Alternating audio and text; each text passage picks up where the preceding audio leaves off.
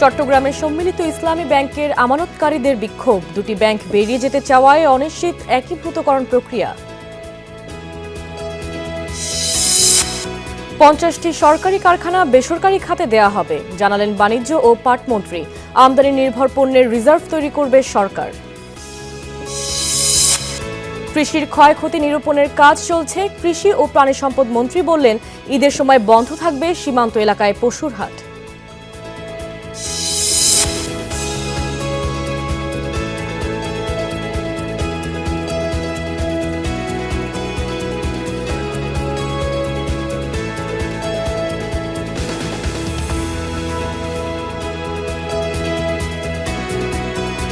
এতক্ষণ শিরোনাম দেখছিলেন, এবার বিস্তারিত। অনিশ্চিত গন্তব্যে সম্মিলিত ইসলামী ব্যাংক। ব্যাংক রেজুলেশন অধ্যাদেশের সংশোধন এবং সম্মিলিত ইসলামী ব্যাংক থেকে দুটি ব্যাংকের বেরিয়ে যাওয়ার উদ্যোগে প্রশ্ন উঠেছে এই ব্যাংকের ভবিষ্যৎ নিয়ে। বিশ্লেষকরা বলছেন একীভূতকরণ প্রক্রিয়া অনেকটাই ঝুলে গেছে, তবে এই বিষয়ে সরকারের দ্রুত সিদ্ধান্ত দরকার, না হলে ব্যাংকিং খাত নিয়ে আমানতকারীদের আস্থাহীনতা আরও বাড়বে। এছাড়া একীভূত প্রক্রিয়া ঝুলিয়ে রেখে ব্যাংকিং খাতের সংস্কার কার্যক্রম এগিয়ে নেওয়া সম্ভব নয়। বিগত আওয়ামী লীগ সরকারের সময়ে ব্যাপক লুটপাট হয় ব্যাংকিং খাতে। এ কারণে আর্থিক সূচকে দুর্বল হয়ে পড়ে বেশ কয়েকটি ব্যাংক। গ্রাহকের জমানো টাকাও ফেরত দিতে ব্যর্থ হয় অনেকে। সংকটে থাকা শরিয়া ভিত্তিক 5টি ইসলামী ব্যাংক নিয়ে গঠন করা হয় সম্মিলিত ইসলামী ব্যাংক। এই ব্যাংকের কার্যক্রম অনেকটাই স্থবির। নতুন সরকারের 2 মাস পেরিয়ে গেলেও নিয়োগ দেওয়া হয়নি চেয়ারম্যান, নেই ব্যবস্থাপনা পরিচালকও। থমকে আছে ব্যাংকের শাখা স্থানান্তর এবং সমন্বিত কোর ব্যাংকিং পদ্ধতি চালুর কার্যক্রমও। ব্যাংক রেজুলেশন অধ্যাদেশের সংশোধন এবং একীভূতকরণ প্রক্রিয়া থেকে এক্সিম ও এসআইবিএল এর বেরিয়ে যাওয়ার উদ্যোগে প্রশ্নের মুখে সম্মিলিত ইসলামী ব্যাংকের ভবিষ্যৎ।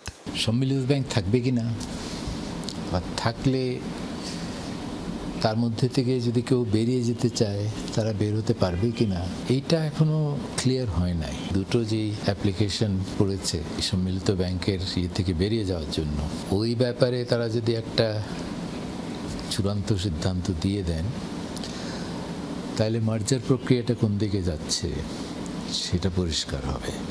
বিশ্লেষকরা বলছেন বিদ্যমান সমস্যার দ্রুত নিষ্পত্তি না হলে ব্যাংকিং খাতে সাধারণ মানুষের আস্থা ফেরানো কঠিন হবে। একীভূতকরণ প্রক্রিয়া ঝুলিয়ে রেখে সংস্কার কার্যক্রম এগিয়ে নেওয়া যাবে না বলেও মনে করেন তারা। কি করতে চাচ্ছেন ওনারা বোধহয় নিজেরাই নিশ্চিত না। এইটা হলে বিপদ। আপনার কিন্তু নিশ্চিত হতে হবে কি করতে চাচ্ছেন। ফাইন্যান্সিয়াল সেক্টর হয় কি, একটা জায়গায় বিপদ হলে এটা খুব তাড়াতাড়ি ছড়িয়ে পড়ে। এই প্রবলেমটাকে কিন্তু ঝুলিয়ে রাখার কোনো সুযোগ নাই, কোনো না কোনোটা জায়গায় আপনাকে যেতে হবে। এবং যদি এইটাকে আপনি ঝুলিয়ে রেখে অন্য রিফর্মস এগিয়ে নিতে চান, আসলে পারবেন না। সমস্যাগুলোর নিষ্পত্তির প্রক্রিয়াটা যদি পরিষ্কার না হয়, নিষ্পত্তি হলো না সেটা বড় বিষয় না, কথা হলো আমি কোন পথে হাঁটব।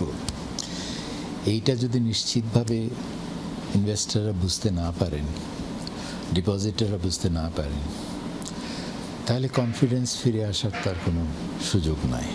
বাংলাদেশ ব্যাংক বলছে সমন্বিত ইসলামী ব্যাংকের বিষয়ে সরকারি চূড়ান্ত সিদ্ধান্ত নেবে। তাদের লাইবিলিটিসের প্রধান বিষয় হচ্ছে তাদের যে আমানত আছে, তার সাথে বাংলাদেশ ব্যাংক তাদেরকে যে আর্থিক সহায়তা করেছে সেটা যোগ হবে। এই যোগফলটা তাদের অ্যাসেটের তুলনায় অনেক কম। অর্থাৎ কেউ যদি আগ্রহী হয় যে আমি 7.5% ইনভেস্ট করে আমি ঋণের বোঝা আমি মাথায় চাপিয়ে নিতে রাজি আছি, ওয়েলকাম। লুটপাটকারীদের মালিকানায় আবারও ব্যাংক ফিরিয়ে দেয়া ঠিক হবে না বলেও জানান বিশ্লেষকরা। আলমগীর হোসেন, যমুনা নিউজ, ঢাকা। আমানত ও পূর্ণ লভ্যাংশ ফেরত দেওয়ার দাবিতে দ্বিতীয় দিনের মতো চট্টগ্রামের আগ্রাবাদ এলাকায় 5টি ব্যাংকে তালা দিয়েছেন আমানতকারীরা।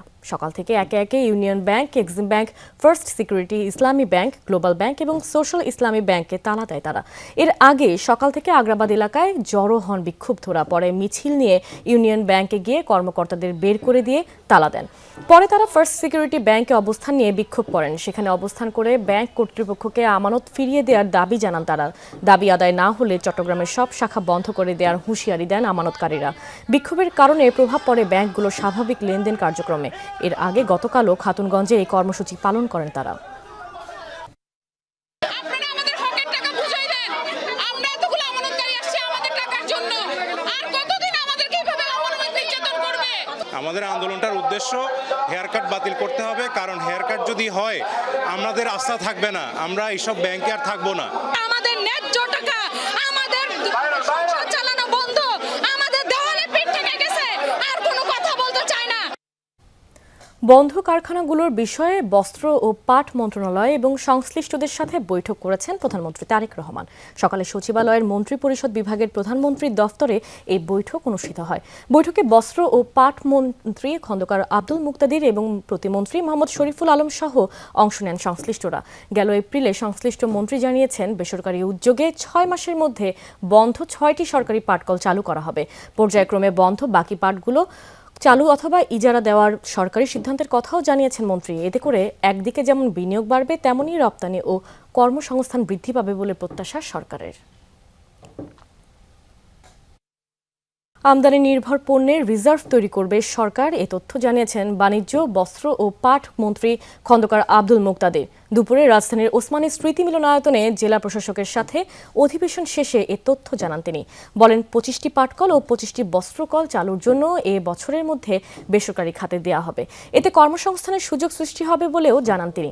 আরও বলেন, পবিত্র ঈদুল আজহায় কোরবানির পশুর চামড়া নষ্ট যেন না হয়, তাই মসজিদ, মাদ্রাসা সহ সংশ্লিষ্ট যারা জড়িত সবাইকে চামড়া সংরক্ষণের প্রশিক্ষণ দেওয়া হবে।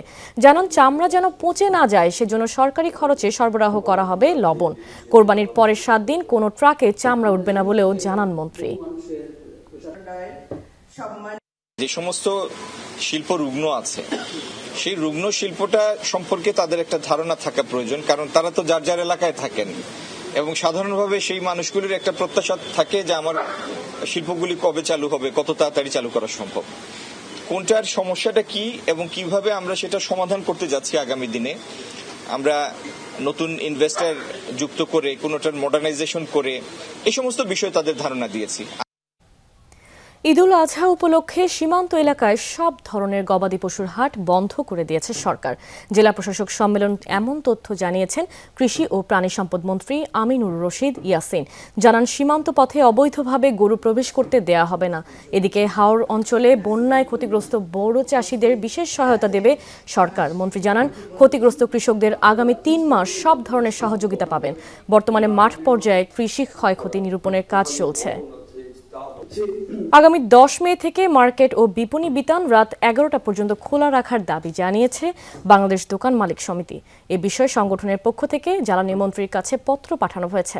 পাশাপাশি অপরিকল্পিত বাণিজ্য মেলা বন্ধের তাগিদ দেওয়া হয়। চিঠিতে বলা হয়, বিদ্যুৎ সাশ্রয়ের লক্ষ্যে সন্ধ্যা 6টা পর্যন্ত দোকান খোলা রাখার সিদ্ধান্ত কার্যকর রয়েছে। এখন বেচাকেনা নেই বললেই চলে, ব্যবসায়ীদের পিঠ দেয়ালে ঠেকে গেছে, তাদের মধ্যে অসন্তুষ্টিও দেখা যাচ্ছে। এ অবস্থায় ঈদুল আজহার আগেই দোকান খোলা রাখার সময় বাড়ানোর দাবি তুলেছে সমিতি। বলছে, ইতিমধ্যে জ্বালানির সংকট ও লোডশেডিং নিয়ন্ত্রণে এসেছে। এই পরিস্থিতিতে আগামী 10 মে থেকে রাত 11টা পর্যন্ত মার্কেট ও বিপণী বিতান খোলা রাখার নির্দেশনা চাওয়া হয়েছে। পাশাপাশি জ্বালানি মন্ত্রীকে ঈদুল আজহার পর 7 দিন মার্কেট ও বিপণী বিতান বন্ধ রাখার প্রতিশ্রুতি দেওয়া হয়। নেত্রকোনার হাওরে ফসল নষ্টের পর এবার অতিবৃষ্টি আর উজানের ঢলে তলিয়ে গেছে উঁচু এলাকার বোরো ধান। সন্ধ্যায় ফসল দেখে ঘরে ফিরলেও সকালে খেতে গিয়ে ডুবে যাওয়া ফসল পাচ্ছেন সব উপজেলার কৃষক। আবহাওয়া আরও অবনতির খবরে দুশ্চিন্তা বেড়েছে তাদের। এদিকে শ্রমিক সংকটের কারণে অর্ধেক ফসল শ্রমিকদের দেয়ার বিনিময়ে ফসল কাটাচ্ছেন গৃহস্থরা। অসময়ের অতিবৃষ্টি আর পাহাড়ি ঢল, ফলাফল পানিতে তলিয়ে গেছে সোনালী ফসল। নদীর পানি বেড়ে ডুবতে শুরু করেছে নেত্রকোনার সবকটি উপজেলার মাঠ। উঁচু এলাকার জমিতেও ঢুকছে পানি। কাটতালাম না, একটা ফুটো দিতালাম না, কয়টার জন খাওয়াই এখন কি করার মতো মরণ ধরার উপায় নাই। ঠান্ডার লাগিয়া শীতে অনেক ক্রান্তি হইতাছি, এই বাচ্চা কাচ্চার লাগিয়া চিন্তা করে সে নামলাম এই পানির মধ্যে। কি করবো, যদি বুক পানির মধ্যে গলা পানির মধ্যে না কাটি তাহলে একদিনের মধ্যে এগুলো কাটতে পারবো না, চলে যাইব। আমাদের অবস্থা খুবই খারাপ, আমরা কিভাবে বাঁচবো একমাত্র আল্লাহ জানে। তার উপর শ্রমিক সংকটে দ্রুত ধান কেটে নিতে পারছেন না কৃষক। শ্রমিকদের অর্ধেক ফসল দেওয়ার চুক্তিতে কাটা হচ্ছে ধান, অন্যথায় গুনতে হচ্ছে দৈনিক 1,500 টাকা মজুরি। তবে সেই ধান 4 থেকে 500 টাকা মনে বিক্রি করে উৎপাদন খরচও উঠবে না কৃষকের। কাঁচা ধানই কাটতেছি, কি করবাম, প্রতিদিন বৃষ্টি হইতেছে, ভাত বৃষ্টি, এরপরে বাইরে নিয়ে যায় না, মানুষের ডরে বাইরে না, ঝুঁকি মারে, পাতা পরে টাটা পরে খাতে পারি না। জন্য পানি নিষ্কাশনের কোনো রাস্তা থাকে না। এই 2 দিনের পানি আমাদের যত জমা জমি আছে বড় ফসল মানে একটা পাকনা ফসল সব তলিয়ে গেছে। যদি না গাড়িতে তো আমাদের ফেরে বাদ যেগুলো কামলা পাওয়া যায় না, কামলা আসতে পারে না।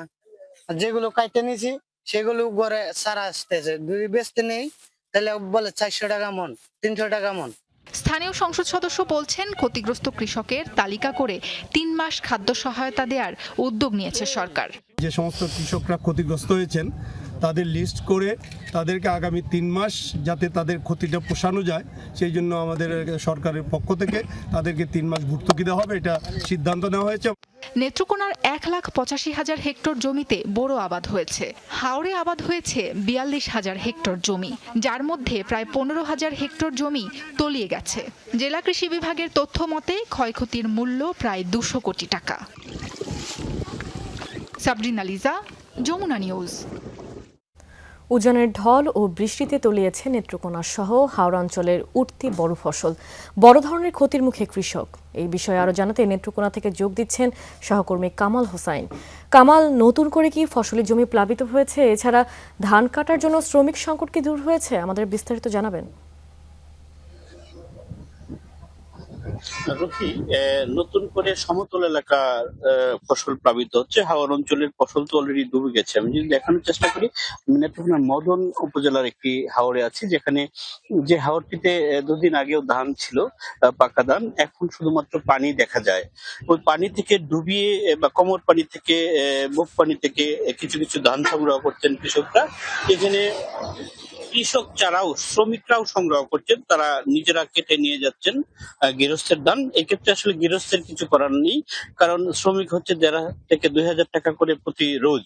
ফলে যেটুকু ধান সংগ্রহ করে সেই ধানের তুলনায় শ্রমিকের মূল্য পরিশোধ হয় না। ফলে মালিক হতাশ হয়ে ধান কাটা ছেড়ে দিয়েছেন। গতকাল পর্যন্ত জেলা কৃষি বিভাগ আমাকে জানিয়েছেন যে প্রায় 22,000 হেক্টর জমির ফসল ক্ষতি হয়েছে বলে তারা প্রাথমিকভাবে জেনেছেন।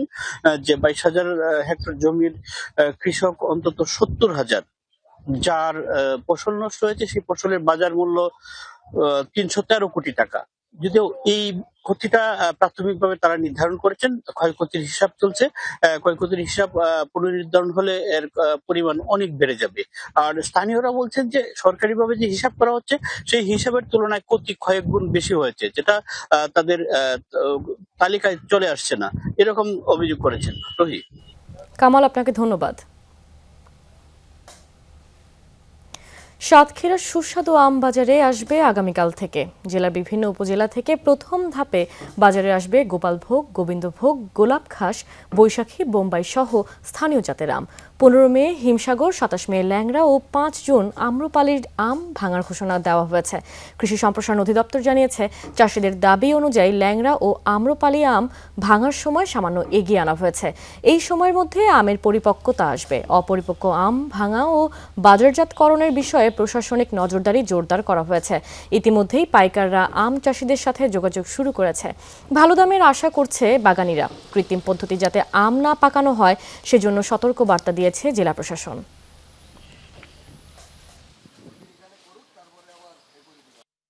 আগের বছরের তুলনায় এবছর অনেক বেশি আমের ফলন আশা করা যায়। যদি আবহাওয়া অনুকূলে থাকে তাহলে আমরা কৃষক অনেক লাভবান হব আম ফসলে। সাতক্ষীরা আম অন্য অন্য জায়গার তুলনায় একটু আগাম ওঠে, যার কারণে সারা দেশে ছড়াই যায়। আমাদের যে উৎপাদন লক্ষ্যমাত্রা আছে, কৃষকরা যদি এটা সুন্দর আবহাওয়া যদি খারাপ না হয় এবং সুন্দরভাবে বাজারজাত করতে পারেন, আমরা আশা করছি যে এই সাতক্ষীরা জেলাতে মাত্র 1 মাসে 300 থেকে 350 কোটি টাকার একটা ব্যবসা আমাদের কৃষকরা করতে পারবেন। 2 মাসের নিষেধাজ্ঞা শেষে পদ্মা মেঘনায় মাছ শিকার শুরু হলেও মিলছে না কাঙ্ক্ষিত পরিমাণ ইলিশ। ফলে চাঁদপুরের পাইকারি ও খুচরা বাজারে কমেছে ইলিশের সরবরাহ, এতে দামও বেড়েছে। ব্যবসায়ীরা জানান, চাঁদপুর বড় স্টেশন মৎস্য অবতরণ কেন্দ্রে প্রতিদিন মাত্র 12 মণ ইলিশ আসছে, যা চাহিদার তুলনায় অপ্রতুল। বর্তমানে 1 কেজি ওজনের ইলিশ বিক্রি হচ্ছে 3,500 টাকায়। 700 থেকে 800 গ্রাম ওজনের প্রতি কেজি ইলিশ 2,400 থেকে 2,500 টাকা, 500 গ্রাম ওজনের প্রতি কেজি 1,700 টাকা দরে বিক্রি হচ্ছে। নদীতে পানি প্রবাহ বাড়লে জুলাই মাসে ইলিশ আহরণ বাড়ার সম্ভাবনা রয়েছে। যাকে এখন সরকার যদি নিধন বন্ধ না করে তাহলে 100 ইলিশ মাছ হারায় ফেলাম। 1 কেজি ইলিশ মাছের দাম 2500-2700 টাকা, তাহলে সাধারণ মানুষ কিনা খাওয়া সম্ভব না। এখন যে মাছ আসে এভারেজে 7 থেকে 8 মণ বা 10 মণ মাছ ওঠে, এগুলা চাঁদপুর বাজারে কিছুই না। দর্শক, এবার জানাবো পুঁজিবাজারের লেনদেনের খবর। ডিএসইতে প্রধান সূচক 12 পয়েন্ট বেড়ে দাঁড়িয়েছে 5277 পয়েন্ট। অন্যদিকে ডিএসইএসএ 4 পয়েন্ট কমে 1054 পয়েন্টে দাঁড়িয়েছে। ডিএসই 30 সূচক 4 পয়েন্ট কমে দাঁড়িয়েছে 2023 পয়েন্টে। আজ হাত বদল হয়েছে 876 কোটি 95 লাখ টাকার শেয়ার। গতকাল লেনদেন হয়েছিল 829 কোটি 37 লাখ টাকার শেয়ার। দাম বেড়েছে 134টি প্রতিষ্ঠানের, কমেছে 159টির, অপরিবর্তিত ছিল 63টি প্রতিষ্ঠানের শেয়ারের দর। লেনদেনের ভিত্তিতে শীর্ষে রয়েছে এনসিসি ব্যাংক। প্রতিষ্ঠানটির মোট 39 কোটি 73 লাখ টাকার শেয়ার লেনদেন হয়েছে। এর পরের অবস্থানে আছে সিটি ব্যাংক ও লাভেলো। দর্শক, চলে যাচ্ছি চট্টগ্রাম স্টক এক্সচেঞ্জের খবরে। প্রধান সূচক সিএসপিআই প্রায় 7 পয়েন্ট কমে দাঁড়িয়েছে 14,781 পয়েন্টে। সিএসসিএক্স সূচক বেড়েছে 5 পয়েন্ট এবং সিএসই 30 সূচক বেড়েছে 4 পয়েন্টে। সিএসইতে আজ হাত বদল হয়েছে 16 কোটি 77 লাখ টাকার শেয়ার। গতকাল লেনদেন হয়েছিল 41 কোটি 35 লাখ টাকার শেয়ার। 218টি প্রতিষ্ঠানের মধ্যে দর বেড়েছে 96টির, কমেছে 87টির, আরও অপরিবর্তিত রয়েছে 35টি প্রতিষ্ঠানের শেয়ারের দর। দর্শক, এই ছিল আমার কাছে পুঁজিবাজারের লাস্ট আপডেট, আর এই ছিল বিজনেস টুডের এখনকার আয়োজনে। এতক্ষণ সাথে থাকার জন্য ধন্যবাদ সবাইকে।